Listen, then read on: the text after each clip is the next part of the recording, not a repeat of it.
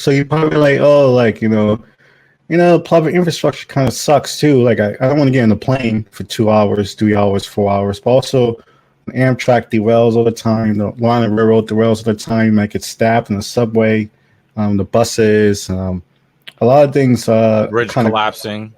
Yeah. But you see, other countries, they're evolving in kind of hyperspeed railroad, interconnected, intercontinental railroad systems, all kinds of things like that. And here we can barely, like, get like a tunnel built. So I wanted to talk about this thing that they didn't talk about during the debates. Hopefully that doesn't disappear off the screen like me. Hopefully that doesn't disappear. But yeah, so what has Trump done for the U.S. rail industry? Do you guys ever think about that? Before you get on your train, that might like think well. I have not been on Amtrak in over 10 years. So yeah, but he made this fantastic promise that he's gonna like fund everything. But he's made how many fantastic promises to how many groups of people? Like, yeah, that shouldn't be. He made a promise the other day in Omaha that he's gonna have buses for people, and they left them freezing in the cold. Yes, a lot of them ended up in the hospital. I mean, this is like a cult death call at this point. So, however, as reported but do they get them fly ass black and purple Nikes? That's what I care about. It's funny, Nike comes out with it after the elections, the exclusive. Yeah, the Trumps, and then like they get like the Air Trumps, and then you get like the handkerchief and you can't forget the fruit punch. Can't forget their version of punch and pie, son. Oh yeah, you got that Jim Jones, the other Jim Jones. Yep. Yeah, so like it's a different kind of Dipset. Yeah, that whole lot of Dipset to like heaven and hell. So pretty much he ended up doing the opposite. He was just slashing things. That's what pretty much was going on during his administration. I mean, it was just slashing, cutting funding. I mean, one time I got on the Amtrak and I saw them open the door with a crowbar to make it open. That was a few years ago. That's fun. Yeah. So a lot of things that were promised weren't done over the years. Just a lot of things. I mean, it's like, where is that fucking money going then? Yeah, I mean, the federal government earmarks things budget-wise. This money is for this money is for that. If he made all of these promises and they, made all of these bills that passed, and none of the work is being done or has been done, because you can say, oh, 2020 you got the Rona running wild. Okay, but what happened in 2018? What happened in 2019? Yeah. I mean, it's pretty like. I mean, it just feels like we're in the Stone Age when it comes to high-speed rail. You see other places around the world are like decades ahead with their high-speed rail, and we feels like a country ahead. Yeah, we have nothing here. It's so bizarre. And it's been like start and stop things. All the way back to the 70s has been like kind of the start and stop kind of thing happening. Oh, I'm talking to a spinny circle down here. It's like been like start and stop kind of thing with like railroad systems. And I mean, like, this is really important. I feel like this is slowing us down. We're behind on so many things, and before Trump showed up. I know, but we're the USA, so we're number one. Yeah, we're number one in everything, even when we're not. So I want to like jump to this recent video that came out because there was a major gap within the debates about this. While you're driving your car, hopefully you don't fall into a sinkhole. There's actually what happened in the Bronx. Heard about what happened in the Bronx? This guy fell into a sinkhole, and there was so many rats in the hole that he couldn't scream because he didn't want the rats to go in his mouth. So this is our public infrastructure. He fell through the sidewalk. Yeah, he fell to the sidewalk. They rescued him though. Yeah, so this is what we're dealing with in the United States, falling through sidewalks. And This is a map of Chicago's train system. If you look at its design, it's not hard to figure out what it was built to do. All its different lines intersect here in Chicago's downtown, and then fan outward. This is a system that's really good at moving people between the suburbs or the outer rings of the city and downtown. That's not really useful to my friend Nina. I am a Chicago resident and I live in Avondale. I drive to work every day. I drive 25 minutes to Elmwood Park, which is a suburb right on the border of the city. Nina actually lives right by a bus stop and a train stop. But if she commuted that way, I could take the bus down Addison, but the bus route stops at the border of the city. So it would be a pretty long walk, like 45-minute walk maybe. Or maybe I could take the train down to the loop, and then I would have to get on the metro, which is the train that goes to the Takes her in the suburb. opposite Nina direction said she would of where she's commute trying on to go. public transit if she had funds, but for her, it doesn't. Transit That feels like when you used to across live in the youth US house, were you had to built like serve a go very to Manhattan specific and go type back of to commute, Brooklyn kind of thing. from you know? outside the center of the city to inside it. But studies show that today, the most common American commute is actually from suburb to suburb, routes that public transit in the US usually doesn't serve. It's one reason that the overwhelming majority of Americans get to work by driving alone. And there are a few reasons that isn't ideal. First, it means the That's overwhelming a majority lot. of Americans are also required to own a car in order to work. And that's expensive, the second biggest household expense for Americans.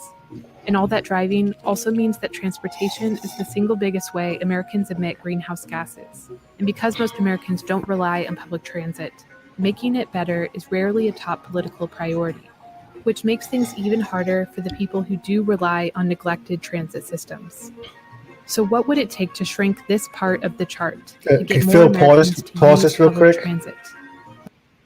So this is the thing that like a lot of like people in the movement, like for bicycles and all kinds of stuff like that, they don't realize the fucking Titanic like iceberg of like drivers that they when they complain about this stuff, you're complaining against like millions of people, hundreds, most Americans. So this is why it's hard to get a fucking your bike route. You know, you have to really understand the dynamics of public transportation to fight for like these kind of things to have safer streets. But if you don't, if you're just totally this badmouth drivers, you badmouth for most of America. So no one, so that's why this No one's gonna animosity. listen to you.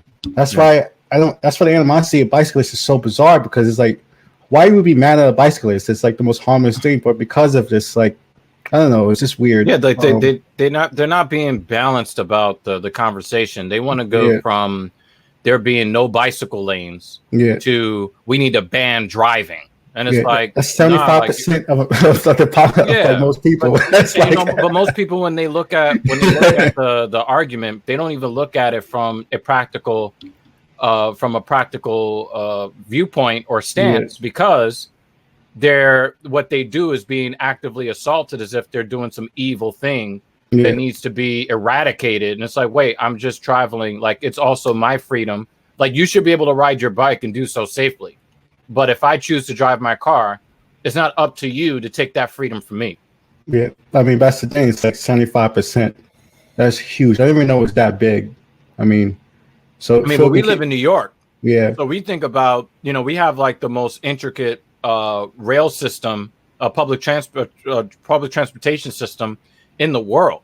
Yeah. So when we look at it, we're like, well, you can get from the top of the Bronx to the bottom of Brooklyn on one subway fare, which probably next year is going to $10 a ride, but that's a different conversation, right? That's why transportation is also bad, So like because you're at the mercy of other people, you're at the mercy of the schedule. We live in a country that talks a lot about freedom. Well, when it comes to transportation, people like the freedom of being able to control how they get to places and when they get there. Yeah, the fact that like the average commute is from suburb to suburb, that is intense. That means that you have to have a car. There's no way a bike is going to do anything like that if this is what the kind of structure we have right now. So Phil can keep playing. What would that look like? Yeah, most of the country has the power to make is that happen? Suburbs. Yeah, we live in the cities, but there aren't that many cities. Yeah.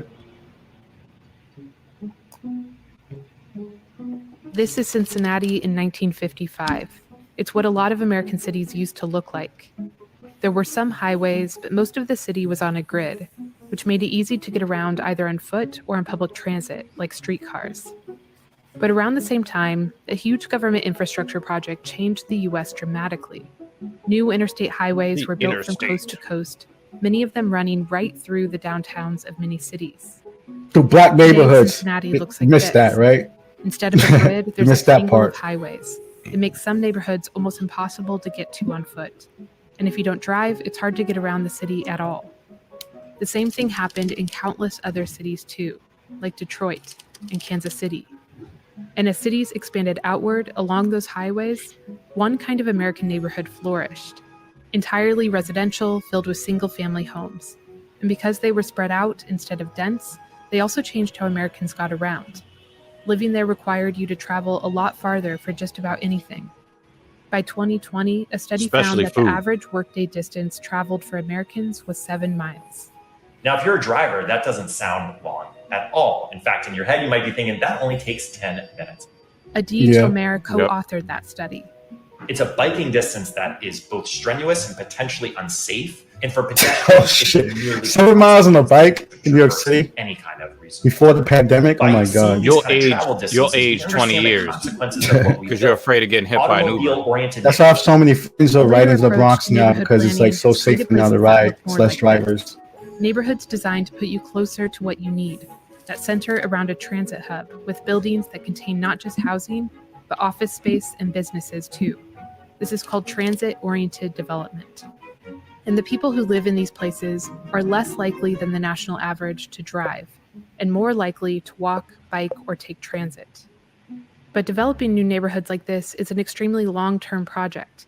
If we're going to address these issues, we have to accept the world that we live in now and make transit work in that world rather than dream of a new world. Jonathan English is an urban planner in Toronto, and he thinks getting more Americans to use public transit doesn't have to be so hard.